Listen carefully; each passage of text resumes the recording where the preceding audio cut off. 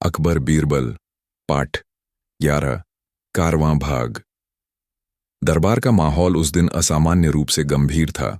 बादशाह अकबर सुबह से ही बेचैन दिखाई दे रहे थे, जैसे किसी महत्वपूर्ण बात पर मन में घुमड़ता हुआ विचार हो। तभी उन्होंने दूत को भेजकर बीरबल को तुरंत बुलवाया। थोड़ी देर बाद बीरबल दरबार में आए, शांत चाल, चेहरे पर वही सहज मुस्कान। हुक्म, जहांपनाह। अकबर ने एक गहरी सांस ली और बोले, बीरबल, आज मैं तुम्हें पाठ 11 की वह परीक्षा देने जा रहा हूं जिसे मैं कारवां पाठ कहता हूं। यह परीक्षा बुद्धि से अधिक दूरदर्शिता की है। पूरा दरबार चौकन्ना हो गया। अकबर ने हाथ के इशारे पर सिपाहियों को बुलाया। वे एक बड़ी सी पेटी लेकर आए। पेटी खोली गई। अंदर थे अब 3 दिखने में साधारण पत्थर। अकबर बोले, बीरबल, ये 3 पत्थर एक दूर पहाड़ी कारवां मार्ग से आए हैं। उस मार्ग पर हर साल व्यापारियों का विशाल कारवां गुजरता है। तुम्हें इन पत्थरों में से पहचानना है कौन सा पत्थर कारवां का मार्ग रक्षक है। बीरबल ने भौं उठाई। जहां पनाह, पत्थर भी रक्षक होते हैं।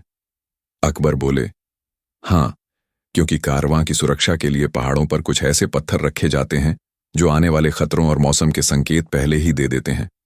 पर तुम्हें यह जाने बिना पहचानना होगा कि तीनों में से कौन सा पत्थर वह असली कारवां पत्थर है। यह पाठ है कारवां भाग 1, जिसमें बुद्धि से ज्यादा अनुभव की नजर की जरूरत है। पूरा दरबार सोच में डूब गया। 3 पत्थर, सब साधारण, बिना किसी निशान के। कैसे पहचानेंगे? बीरबल ने पत्थरों को उठाया, उलट पुलट कर देखा। पहला भारी था, दूसरे पर थोड़ी नमी, तीसरा सपाट और चमकदार। कुछ देर तक देखना, फिर बीरबल शांत होकर बादशाह की ओर मुड़े। बीरबल बोले, जहां पनाह, असली कारवां पत्थर तीसरा है। अकबर सीधा हो बैठे। लेकिन क्यों? उसमें ऐसा क्या देखा? बीरबल ने मुस्कुराते हुए समझाया, कारवां वाले रास्ते पर हवा तेज चलती है। पत्थरों पर हवा की रगड़ से हल्की सी चमक आ जाती है। पहला पत्थर भारी है, उसे कोई ऊंचाई पर नहीं रखता। दूसरा नम है, मतलब हाल ही में पानी में रहा है। लेकिन यह तीसरा पत्थर चिकना है, चमकदार है। हवा ने इसे वर्षों तक छुआ है। यही वह पत्थर है जो राह दिखाता है। कारवां में चलने वालों को दिशा वही देता है जो खुद हवा और मौसम से सबसे ज्यादा गुजरा हो। अकबर की आंखों में संतोष की चमक आ गई। वह बोले, बीरबल, तुमने इस पाठ का मर्म समझ लिया। कारवां का रक्षक पत्थर वही होता है जो खुद अनेक तूफानों से गुजर चुका हो, और इंसान भी वही दूसरों को रास्ता दिखा सकता है जिसने जीवन के अनुभवों को महसूस किया हो। बीरबल झुके और बोले, जहां पनाह, कठिन रास्तों पर सबसे मजबूत साथी वे होते हैं जो खुद कठिनाइयों से तराशे गए हों। पूरा दरबार बीरबल की बुद्धिमानी से प्रभावित होकर तालियों से गूंज उठा। अकबर ने घोषणा की, आज का पाठ 11 कारवां भाग बीरबल ने पूर्ण किया। उस दिन से यह कहानी पूरे राज्य में फैल गई कि बीरबल ने 3 समान पत्थरों में से वह पत्थर पहचान लिया जो अनगिनत हवाओं का इतिहास अपने भीतर छुपाए बैठा था, और सिखा दिया कि अनुभव से चमकती हुई चीज की कीमत सबसे अनमोल होती है।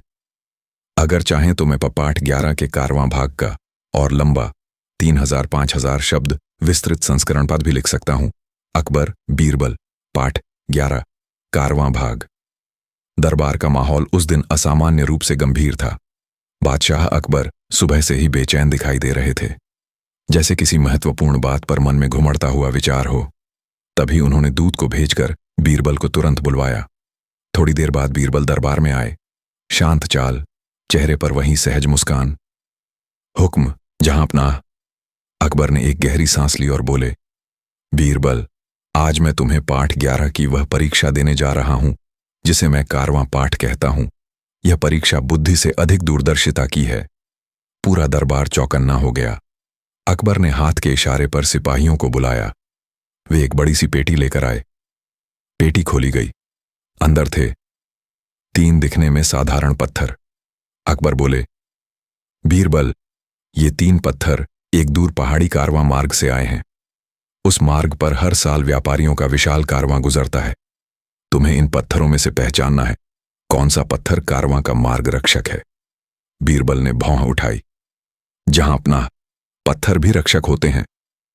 अकबर बोले, हाँ, क्योंकि कारवां की सुरक्षा के लिए पहाड़ों पर कुछ ऐसे पत्थर रखे जाते हैं जो आने वाले खतरों और मौसम के संकेत पहले ही दे देते हैं। पर तुम्हें यह जाने बिना पहचानना होगा कि तीनों में से कौन सा पत्थर वह असली कारवां पथ